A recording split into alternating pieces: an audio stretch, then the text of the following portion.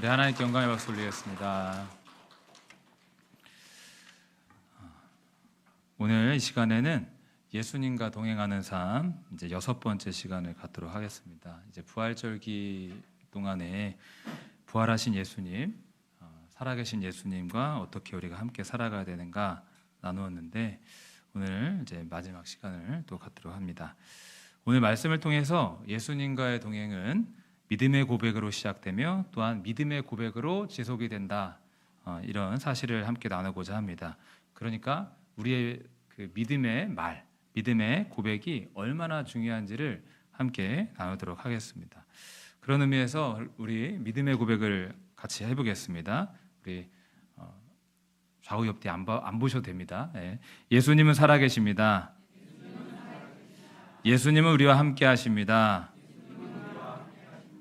네, 살아계신 예수님, 우리와 함께 하시는 예수님과 동행하는 삶이 되어야 하겠습니다. 단지 교회를 다니는 게 아닙니다. 예수님과 정말 매일매일 하루하루 함께 살아가는 것이 우리의 삶이 되어야 하고, 그렇게 살아가는 이에게 분명히 천국의 영원한 삶이 우리에게 주어질 것입니다. 우리는 살아가면서 궁금하기를 누가 과연 천국에 갈까? 누가 천국에 가는가? 이렇게 질문을 던지곤 하는데 길은 예수 그리스도입니다. 그러니까 예수 그리스도와 매일매일 동행하는 사람이 천국에 이르는 겁니다. 천국에 관한 요한복음 14장 3절의 말씀을 보면은 하반절에 이렇게 기록이 되어 있습니다. 나 있는 곳에 너희도 있게 하리라. 내가 있는 곳에. 그러니까 천국은 어떤 곳인가? 예수님이 계신 곳. 예수님이 왕으로 주인으로 다스리시는 곳입니다. 그러니까 이 천국은 누가 가느냐? 그 천국의 주인 되시는 예수님과 이 땅에서부터 매일매일 같이 살아가는 그 사람이 천국의 시민권을 얻고 천국을 소유하게 되는 겁니다. 여러분, 천국을 사모하며 예수님과 날마다 동행하시길 바랍니다. 부활하신 예수님은 지금 살아계십니다. 다시 살아나셔서 하나님 보좌 우편에 앉아 계시지만 동시에 성령으로 우리 안에 계셔서 지금 이 자리에도 계시고 날마다 우리 교회 밖을 떠나도 예수님 늘 함께 하시고 우리와 동행해 주십니다. 물론 우리가 의식하지 못할 때는 있지만 그렇다고 주님이 떠나가신 게 아닙니다. 우리가 의식하지 못할 뿐이지 예수님은 언제나 그분의 영으로 우리와 함께 하십니다. 내 안에 살아계시는 예수님, 믿음의 눈으로 바라보시고 날마다 주님의 이름을 부르시고 주님께 기도하시고 주님을 의뢰하시고 주님과 날마다 찬양하며 나아가시기를 간절히 소망합니다. 오늘 우리는 로마서 말씀을 함께 읽어봤는데 우리 함께 읽은 본문에는 우리가 어떻게 구원받게 되는지를 말씀하고 있습니다. 어떻게 말씀하냐면 예수님을 주로 시인하며 고백하며 단지 마음에 믿는 것으로 그치는 게 아니라 예수님이 나의 주인 되심을 내가 입으로 고백하여 구원을 얻는다라고 말합니다. 예수를 주로 시인하는 것에서부터 우리의 구원, 우리의 믿음의 삶이 시작된다는 겁니다. 9절 10절 다시 한번 읽어보겠습니다. 내가 만일 내 입으로 예수를 주로 시인하며 또 하나님께서 그를 죽은 자 가운데서 살리신 것을 내 마음에 믿으면 구원을 받으리라. 사람이 마음으로 믿어 의에 이르고 입으로 시인하여 구원에 이르느니라. 분명히 말씀하기를 예수님을 나의 구원자로 시인하고 고백하는 겁니다. 예수님 나의 구원자이십니다. 예수님 나의 주인이십니다. 내 안에 내 삶에 와주시옵소서. 이와 같이 분명한 믿음의 고백이 있어야 된다는 겁니다. 입으로 믿음을 고백하고 시인하는 게 왜 이렇게 중요할까요? 고백은 단지 입술에만 머무는 게 아니라 마음에서 나오는 것이기 때문입니다. 마음에 가득한 내 마음을 피워나는 것이기 때문입니다. 제가 아내에게 고백을 한 순간이 있었습니다. 첫 고백이 뭐였냐면 3번째였나 4번째였나 정확히는 기억 안 나는데 몇 번을 만남해 갖고 계속 잘 만나보자. 제가 이제 좀 어필을 하려고 이렇게 준비를 했습니다. 2019년 9월 어느 가을 저녁날 저기 건국대학교 한 그 벤치에 앉아서 이렇게 나란히 앉아가지고 고백을 하는데 제가 아내에게 고백을 하는 겁니다.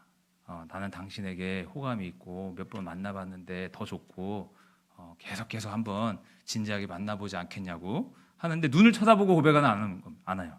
그러니까 제가 벤치에 앉아서 나란히 앉아서 그동안 써왔던, 그러니까 혼자서 책상에서 어떻게 고백할지 다 썼거든요. 다 써가지고 그걸 그대로 더듬더듬거리면서 외우는 거예요. 그러니까 나중에 저희 아내가 하는 말이, 왜 고백을 하는데 책을 읽듯이 고백을 하느냐고. 근데 제가 그거를 어떻게 고백을 할지 계속 머릿속에서 돌리는 거예요. 외운 거를 그대로 따라가는 거였죠.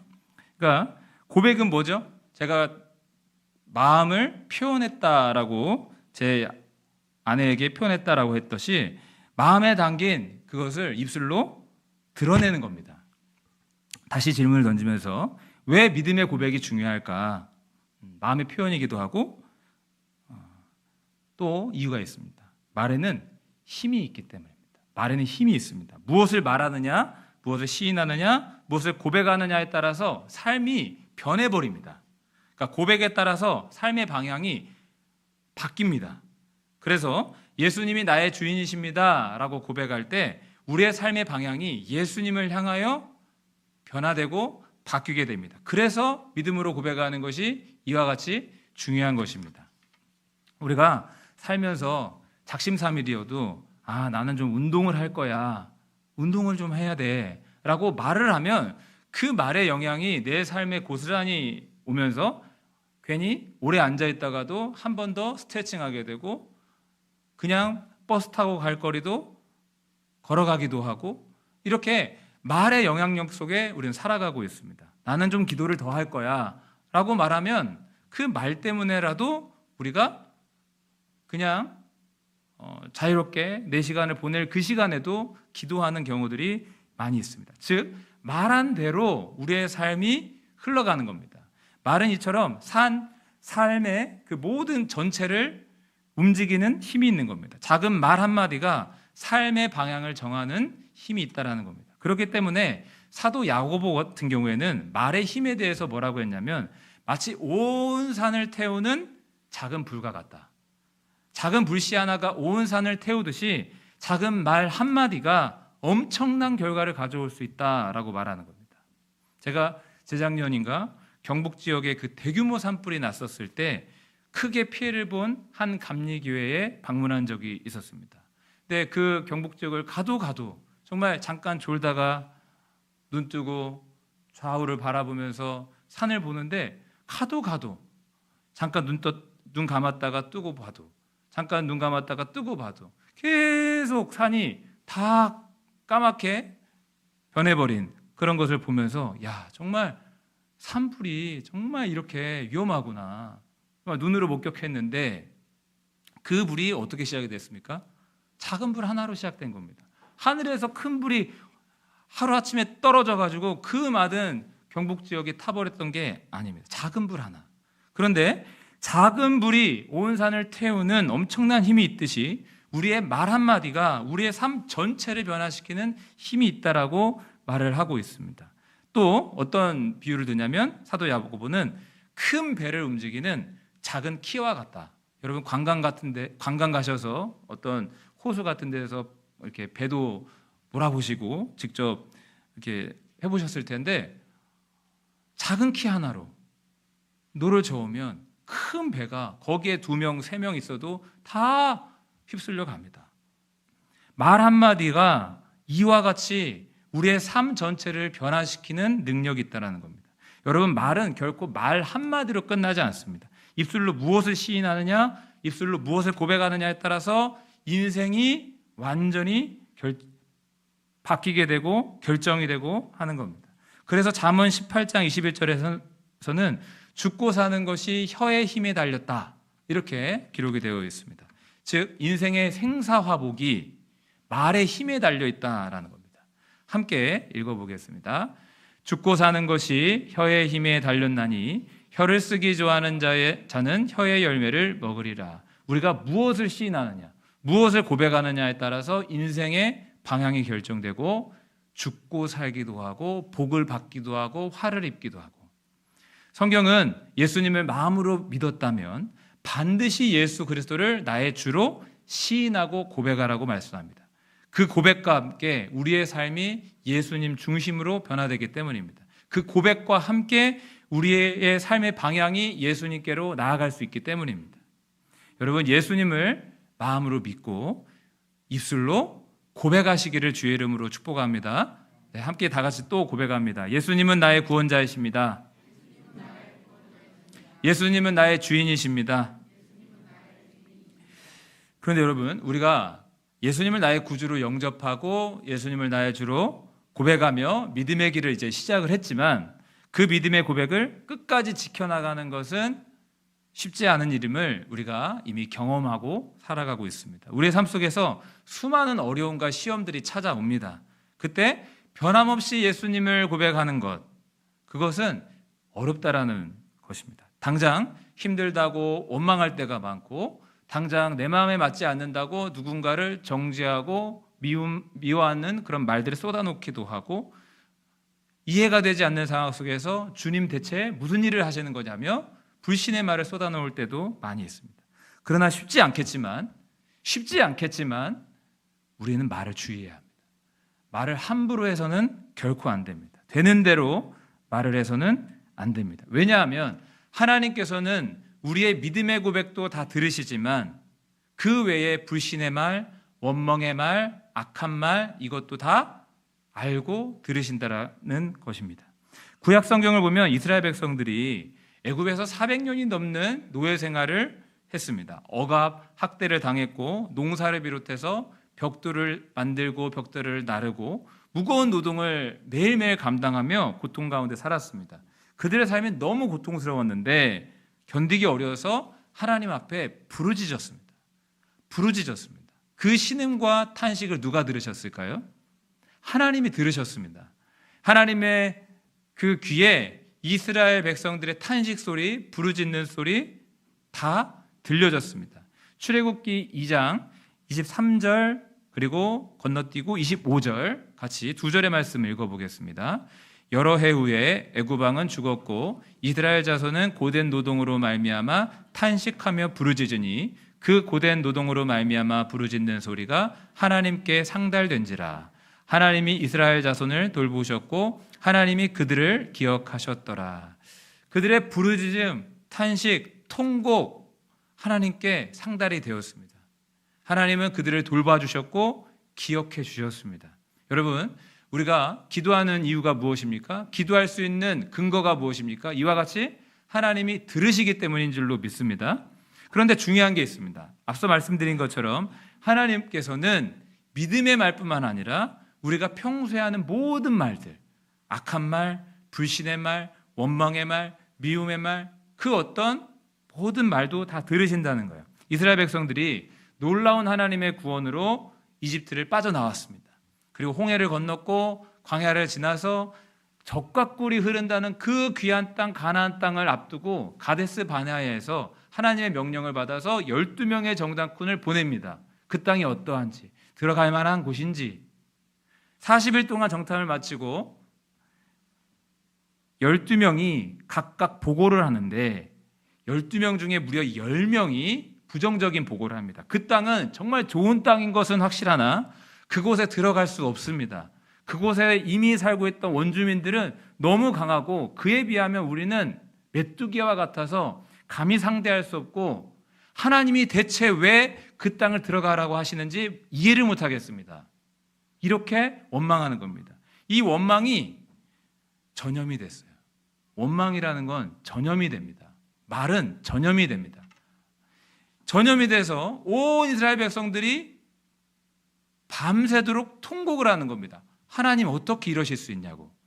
우리가 지금까지 여기까지 왔는데 왜 우리를 저 땅에 들어가기 전에 죽게 하시느냐고. 그러니까 그 악한 보고가, 부정적인 보고가 온 이스라엘 백성을 뒤덮어서 사람들은 원망하는 겁니다. 하나님 왜 우리를 여기로 데려오셨냐고. 애굽에서 이집트에서 차라리 죽었으면 좋았을 것을, 차라리 거기 들어가지 말고 그 사람들 원주민들의 칼에 죽느니 이 광야에서 죽는 게 좋지 않겠냐고 원망하는 겁니다. 그동안 하나님께서 베푸신 은혜는 다 잊어버렸습니다. 하나님이 그 땅을 주시겠다고 했던 그 약속도 다 놓치고 있습니다. 하나님의 사랑, 능력 다 잊어버렸습니다. 하나님이 이걸 들으셨을까요? 다 들으셨어요. 그리고 모세에게 뭐라고 말씀하시냐면 이 백성이 언제까지 나를 무시하려느냐, 언제까지 나를 믿지 않으려느냐 라고 말씀하셨습니다. 하나님의 사랑이 분명히 있는데, 하나님의 능력이 분명히 있는데 그거는 전혀 고려하지 않은 채 하나님 대체 왜 우리를 여기까지 인도해 주셔서 죽게 하시느냐, 하나님을 안 믿는 겁니다. 그때 하나님께서 뭐라고 말씀하시냐면 나를 향하여 원망하는 그 말을 내가 다 들었노라. 너희 말이 내 귀에 들린 대로 내가 너희에게 행할 것이다. 내 귀에 들린 그대로 너희에게 해줄 것이다 라고 하십니다. 민수기 14장 27절 28절 같이 한번 읽어보겠습니다. 나를 원망하는 이 악한 회중에게 내가 어느 때까지 참으랴. 이스라엘 자손이 나를 향하여 원망하는 바 그 원망하는 말을 내가 들었노라. 그들에게 이르기를 여호와의 말씀에 내 삶을 두고 맹세하노라. 너희 말이 내 귀에 들린 대로 내가 너희에게 행하리니. 이스라엘 백성이 무엇이라 원망했습니까? 차라리 광야에서 죽었으면 좋았을 것을, 하나님이 그 땅을 주시겠다고 약속까지 다 하시고 그분의 능력과 사랑이 변함없으신데도 불구하고 원망하는 그 원망을 하나님이 들으시고 광야에서 죽고 싶다고 광야에서 죽게 해주겠다 그러셔서 정말 40년 동안 가나안 땅을 들어가지도 못한 채 광야에서 다 죽었습니다. 다 죽었습니다. 하나님께서 심판하셨습니다. 여러분, 우리는 주의해야 합니다. 우리가 하나님께서는 우리의 말을 들으신다는 것을 기억을 해야 됩니다. 말 한마디는 주워 담을 수 없습니다. 세상 사람들도 이 정도는 다 알고 있는데 우리는 거기에서 더 한 걸음 더 나아가 우리의 말을 하나님이 들으신다라는 이 영적 진리를 알고 있어야 되겠습니다. 물론 우리가 살면서 힘듭니다. 아픕니다. 정말 원망하고 통곡하고 싶을 때 있습니다. 그럴 때는 하나님 앞에 와서 울면 되는 겁니다. 하나님을 탓하고 피하 식별을 못해서 하나님이 마치 적인 것 마냥, 하나님이 뭔가 잘못한 것 마냥 왜 이렇게 하셨냐고 하나님을 원망하는 것은 하나님의 마음을 아프게 하는 겁니다. 하나님께서 그동안 우리에게 은혜 베푸신 것이 얼마나 많습니까? 오늘 이렇게 호흡하며 살아가는 것 다 은혜입니다. 오늘 이 자리에서 내가 하나님의 일을 섬길 수 있는 것, 이것도 다 은혜입니다. 우리가 누리고 있는 이 모든 게 다 은혜입니다. 그래서 만약 아프고 힘들고 고통스럽다면 그것을 가지고 하나님 앞에 탓하고 원망하는 게 아니라 하나님 앞에서 우는 겁니다. 우리의 삶에 고난이 있기 때문에. 다시 이스라엘 백성의 이야기를 이어서 생각해 봅니다. 누가 젖과 꿀이 흐르는 가나안 땅에 들어갔습니까? 12명 중에 10명은 다 광야에서 죽고 여호수아와 갈렙 두 사람 그 정탐꾼만은 다른 이스라엘 백성들과 함께 들어갑니다. 대체 무슨 차이일까요? 무슨 차이일까요? 그 두 사람은 가나안 땅을 바라보면서 하나님이 함께 하실 것이라는 것을 믿고 고백했습니다. 믿음으로 고백했습니다. 현실 감각이 없는 게 아닙니다. 그 땅은 분명히 어려운 땅이 맞습니다. 쉽지 않은 땅은 맞습니다. 그 땅에는 강한 원주민들이 있는 것을 알고 있습니다. 현실을 부정하는 게 아닙니다. 다 현실 감각이 있습니다. 그러나 그 현실보다 더 뛰어나신 하나님께서 함께 하신다는 것을 알고 믿고 고백하고 있다라는 겁니다. 문제보다 더 크신 하나님을 신뢰하며 고백합니다. 하나님께서 우리와 함께 하신다. 하나님이 우리를 그 땅으로 인도하신다. 우리는 그들을 이길 수 있다. 이렇게 고백합니다. 민수기 14장 9절 다 같이 한번 보겠습니다. 다만 여호와를 거역하지는 말라. 또 그 땅 백성을 두려워하지 말라. 그들은 우리의 먹이라. 그들의 보호자는 그들에게서 떠났고 여호와는 우리와 함께 하시느니라. 그들을 두려워하지 말라 하나. 10명의 정탐꾼은 뭐라고 했습니까? 우리는 그들에게 봤을 때 메뚜기 왔고 그들의 먹이가 될 거라고 이야기를 했는데 여호수아와 갈렙은 달리 말하는 겁니다. 그들이 우리의 먹이다. 왜? 하나님을 신뢰하는 믿음으로 말하는 겁니다.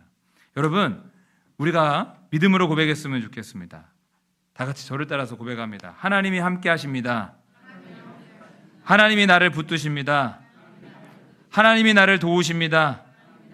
하나님은 나를 포기하지 않으십니다. 하나님은 나를 인도하십니다. 현실은 부족함이 보일지라도 여호와는 나의 목자시니 내게 부족함이 없습니다. 이렇게 고백을 해야 됩니다. 하나님은 그 믿음 속에서 일하십니다. 부족한 게 맞습니다. 부족합니다. 형편과 사정이 여의치 않습니다. 그렇지만 하나님을 바라보면서 믿음으로 하나님은 사랑이시고 하나님은 능력이시고 그 하나님을 내가 신뢰합니다. 하나님 부족함이 없습니다. 그 믿음 속에 하나님은 일하신다는 겁니다. 그 믿음의 고백을 귀하게 여기십니다. 여러분 혹시 고지전이라고 아십니까? 아시다시피 6.25 전쟁 당시에 수많은 고지전이 있었습니다. 화살머리 고지, 백마고지 같은 이런 고지들이 있었고 거기서 수많은 전투가 있었습니다. 제가 군대 양구, 강원도 양구에서 군생활할 때 한 달 정도 유해 발굴하러 사출된 적이 있었는데 정말 하루 첫날부터 유해 발굴 한 달 하기로 한 그 첫날부터 유해가 발굴되고 막 파는 곳곳마다 폭탄이 나오고 수리탄이 나오고 그래서 그게 나오니까 큰 삽으로 파질 않아요. 작은 홈이나 작은 삽으로 파는 거. 안 그러면은 큰 삽으로 파다가 큰 힘을 주다가 그 전쟁 당시에 터지지 않았던 폭탄이 터질 수도 있기 때문에 그렇게 해서 살금살금 이렇게 파는 거예요. 그러니까 무슨 얘기를 하려면 고지전들이 있었습니다. 근데 그때 왜 이렇게까지 아등바등하면서 그 고지를 차지하려고 애를 썼을까? 왜 그랬죠? 정전을 앞두고 동작 그만 그러면 휴전선 국경이 달라지니까 38선 인근의 그 전선에서 최후의 순간까지 동작 그만 할 때까지 그 고지를 점령하기 위해서 그 중공군과 북한군을 맞서서 우리가 싸우는 겁니다. 엎치락 뒤치락 그렇게 바뀌는데 고지의 주인이 하루에도 몇 번씩 바뀌었다는 거예요.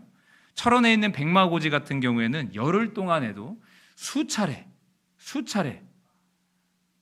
주인이 바뀐 겁니다. 우리 군이 연합군이 점령하기도 했다가 또 북한군 중공군이 점령하기도 했다가 무슨 이야기를 하려고 하는 것이냐? 우리의 삶도 마치 고지전과 같습니다. 엎치락 뒤치락 하면서 싸움이 일어납니다. 믿음으로 살 것이냐 세상으로 살 것이냐.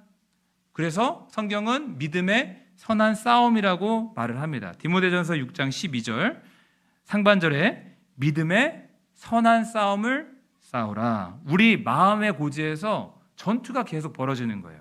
때로는 예수님께서 우리의 마음을 다스리셔서 사랑과 감사, 기쁨, 평안 이런 것들이 우리의 마음을 다스리기도 하는데 갑자기 악한 마귀의 악한 영들이 우리를 다스려서 미움, 불평, 원망, 교만, 음란 여러 악한 것들이 우리의 마음을 또 점령하려고 그렇게 엎치락 뒤치락 영적 싸움이 벌어지는 겁니다. 그렇다면 여기서 중요한 게 무엇입니까? 어떻게 승리할 수 있습니까? 그 승리의 비결이 바로 믿음의 고백이라는 겁니다.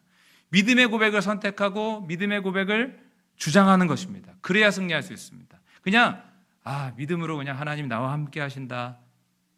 그냥 나 혼자 위로받고 이게 아니라 영적 싸움에서 승리할 수 있는 영적 무기가 바로 이 믿음의 고백이라는 겁니다. 그래서 원망이 밀려올 때 하나님은 나를 사랑하신다 주장하는 겁니다. 그래서 우리 마음의 고지를 뺏기지 않는 것입니다. 원망과 불평이 계속 밀려올 때 뒤로 물러가서 입술로 원망하고 불평하지 않고 주님이 나와 함께 하신다. 예수님이 내 안에 계신다. 예수님이 나를 사랑하신다. 예수님은 나를 절대 포기하지 않으신다. 예수님이 크신 팔로 나를 붙들고 계신다. 계속 믿음으로 전진하고 믿음으로 밀고 나가고 믿음으로 뚫고 나가서 믿음으로 승리할 수 있다는 것입니다. 여러분 믿음의 고백은 그냥 나 혼자 위로받으려고 하는 게 아닙니다. 우리가 승리하기 위해서 고백하는 줄로 믿습니다. 요한계시록 12장 11절에 함께 이렇게 기록되어 있는데 읽어보겠습니다. 같이 봅니다. 또 우리 형제들이 어린 양의 피와 자기들이 증언하는 말씀으로써 그를 이겼으니 그들은 죽기까지 자기들의 생명을 아끼지 아니하였도다. 말씀을 잘 보시면 그를 이겼으니 악한 마귀를 이기는데 어떻게 이기느냐? 하나님의 백성은 어린 양의 피로 이긴다라고 성경에 말씀하고 있습니다. 하나님의 아들이신 예수님께서 어린 양이 되어주셔서 우리의 희생 양이 되어주셔서 피를 흘려주셨습니다. 십자가에서 흘린 그 피로 우리가 모든 죄의 사함을 받고 하나님의 의인으로 여김받고 하나님의 자녀가 되어서 이 땅에서 승리하며 살아가고 있습니다. 그런데 마귀는 계속 발악을 하는 겁니다. 또 넘어지게 하고 또 넘어지게 하고 우리 마음을 괴롭히고 억누릅니다. 그때 우리에게 무기가 있는데 바로 믿음의 고백입니다. 어린 양의 피와, 잘 보시면 어린 양의 피와 자기들이 증언하는 말씀으로써, 이거는 우리의 입술이 그 고백을 어떻게 하느냐에 따라서 마귀를 이길 수도 있고 질 수도 있다라고 말을 하고 있는 겁니다.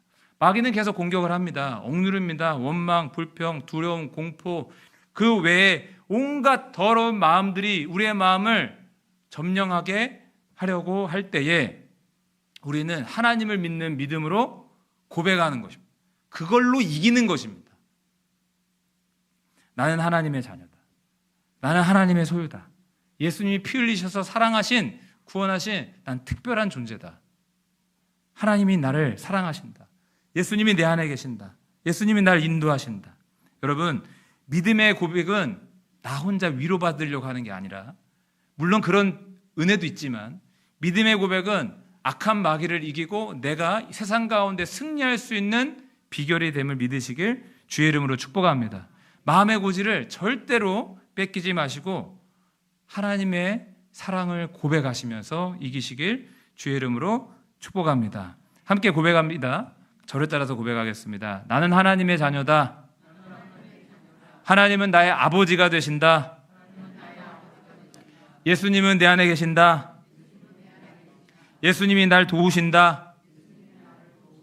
여러분, 오늘 교회 안에서만이 아니라 교회 밖에서도, 일상에서도 계속 이 믿음의 고백으로 주님과 동행하시고 이기시길 바랍니다. 마지막으로 나누고 싶은 것은 왜 믿음의 고백이 또 중요한가? 믿음의 고백 속에서 주님이 일하시기 때문입니다. 마가복음 11장 22절 23절 같이 읽어보겠습니다. 예수께서 그들에게 대답하여 이르시되 하나님을 믿으라. 내가 진실로 너희에게 이르노니 누구든지 이 산대로 들리어 바다에 던져지라 하며 그 말하는 것이 이루어질 줄 믿고 마음에 의심하지 아니하면 그대로 되리라. 산아, 바다로 빠져라.